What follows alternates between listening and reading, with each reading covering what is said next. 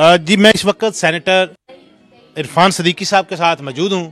آج میاں صاحب کے ساتھ ان کی لمبی نشست رہی ہے. آئیے پوچھتے ہیں سب سے پہلا سوال جو ہاٹ ٹاپک ہے پاکستان کے اندر. سر کیا کہتے ہیں آپ جو 3 ججز کے اوپر آپ نے عدم اعتماد کا آپ کی پارٹی نے کہا ہے, کیا کہتے ہیں آپ, کس طرح دیکھ رہے ہیں؟ میرا خیال ہے کہ یہ سوال شاید زیادہ مناسب نہیں ہے کہ ہم نے کوئی عدم اعتماد کا اظہار کیا ہے. ان کے بارے میں ایک رائے خود ان کے ادارے یعنی سپریم کورٹ کے اندر سے آئی ہے. 4 ججز نے عدم اعتماد تو ہم نہیں کہہ سکتے, لیکن 4 ججز نے یہ کہا ہے اور بڑا کھل کے کہا ہے کہ جس کیس کی آپ سماعت کر رہے ہیں اس کیس پہ ہم فیصلہ دے چکے ہیں 184(3) والے کا.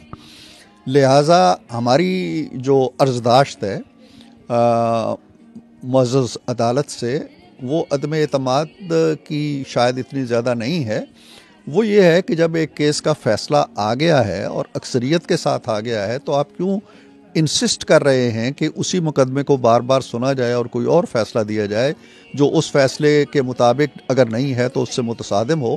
تو یہ ہے ہماری بنیادی عرضداشت. اس کے لیے ہم بائیکاٹ کا لفظ آپ استعمال کرتے ہیں, میں تو سمجھتا ہوں کہ انہوں نے ہمارا بائیکاٹ کر رکھا ہے اور وہ ہماری بات سننے کے لیے تیار نہیں. ہم نے وہاں یہ بھی کہا کہ ہم پارٹی بننا چاہتے ہیں, وہ پارٹی بنانے کے لیے بھی تیار نہیں.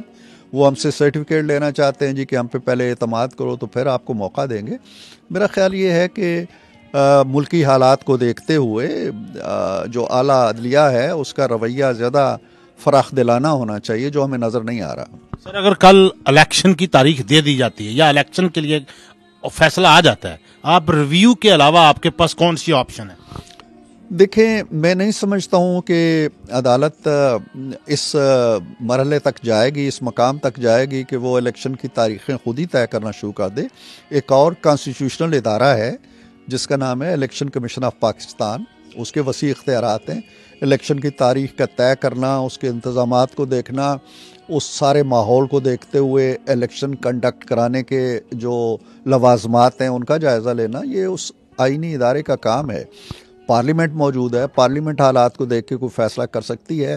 ہمارا المیہ یہی رہا ہے کہ عدالتوں نے تجاوز کیا ہے اپنی حدود سے, اور یہ 1953 سے ہم دیکھتے چلے آ رہے ہیں. اسی لیے ہم کبھی مارشل لاؤں کو کوستے ہیں, کبھی کسی کو کوستے ہیں, لیکن ہر مارشل لا کے اوپر تصدیق کی مور لگی ہوئی ہے عدلیہ کی.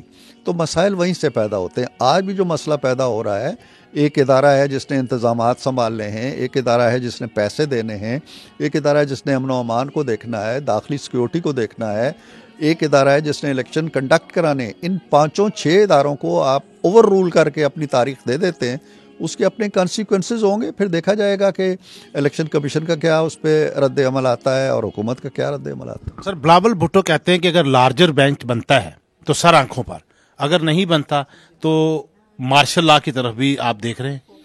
میں نہیں دیکھ رہا مارشل لا. میرا خیال ہے کہ ہماری افواج نے کافی سبق سیکھا ہے. ہم تو یہ توقع رکھ رہے تھے کہ شاید عدلیہ نے بھی سبق سیکھا ہے, لیکن اب لگ رہا ہے کہ نہیں سیکھا. عدلیہ کو چاہیے کہ ماضی کی روایات سے نکلے. فوج کے آنے کے کوئی امکانات ہمیں نظر نہیں آتے اور نہ آنا چاہیے اس کو. یہ معاملات ہیں, ہر ملک کے اندر اس طرح کے مسائل رہتے ہیں, اس طرح کے کنسرنز ہوتے ہیں اداروں کے, یا اداروں کے درمیان کسی حد تک تصادم کہہ لیں یا ٹکراؤ کہہ لیں یا مختلف سوچ کی ایک فضا رہتی ہے. اس کا مطلب یہ نہیں ہوتا ہے کہ فوج کود کے آ جائے. وہ ایگریویٹ کرتی ہے, پھر مسائل کو بگاڑتی ہے, حل نہیں کرتی. آپ آنے والے دنوں میں سیاسی منظرنامہ کیسے دیکھتے ہیں؟ دیکھیں, میرا خیال ہے کہ بے یقینی کی آخری انتہا پہ ہم پہنچے ہوئے ہیں, اور بے یقینی کی اس انتہا کے آگے کوئی بے یقینی کا درجہ نہیں ہے. ہم انشاءاللہ اس سے بہتر کی طرف اب جائیں گے. کیا آپ دیکھ رہے ہیں کہ ڈائیلاگ سے جو ہے وہ سیاست میں تھوڑا سا رد و بدل ہو سکتا ہے؟ لیکن ڈائیلاگ تو ہم ڈے 1 سے کہہ رہے ہیں. جس فرد سے ہمارا رابطہ ہے وہ فرد ڈائیلاگ پہ یقین نہیں رکھتا, وہ پارلیمانی جمہوریت پہ یقین نہیں رکھتا, وہ پارلیمانی روایات پہ یقین نہیں رکھتا, وہ مذاکرات پہ یقین نہیں رکھتا, وہ بات چیت پہ یقین نہیں رکھتا, وہ افہام و تفہیم پہ یقین نہیں رکھتا. وہ کہتا ہے یہ چور ہیں, یہ ڈاکو ہیں, میں طالبان سے ہاتھ ملا لوں گا, میں مودی سے ہاتھ ملا لوں گا, ان سے نہیں ملاؤں گا.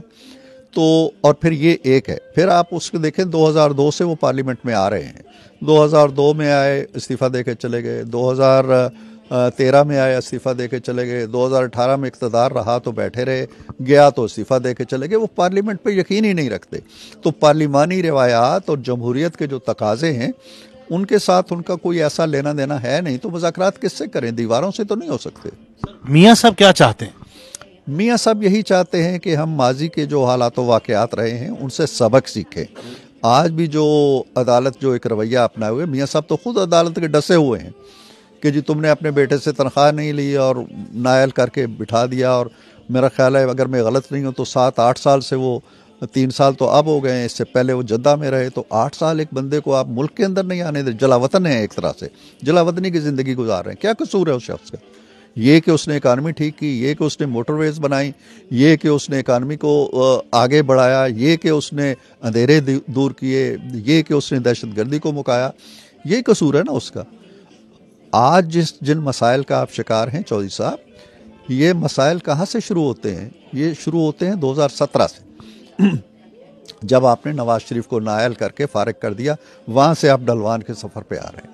اور لاسٹ سوال عرفان صاحب، کیسا دیکھ رہے ہیں آپ کہ اگر دونوں ساری جماعتیں بیٹھ کر اس کا کوئی حل تلاش کر لیں تو اس میں پاکستان مسلم لیگ نون اور پی ڈی ایم کوئی ایسا ارادہ رکھتی ہے یا نہیں؟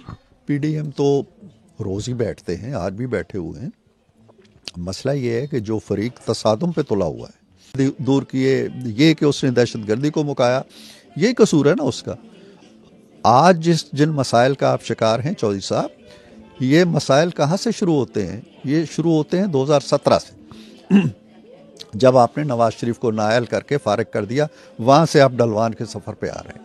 اور لاسٹ سوال عرفان صاحب، کیسا دیکھ رہے ہیں آپ کہ اگر دونوں ساری جماعتیں بیٹھ کر اس کا کوئی حل تلاش کر لیں تو اس میں پاکستان مسلم لیگ نون اور پی ڈی ایم کوئی ایسا ارادہ رکھتی ہے یا نہیں؟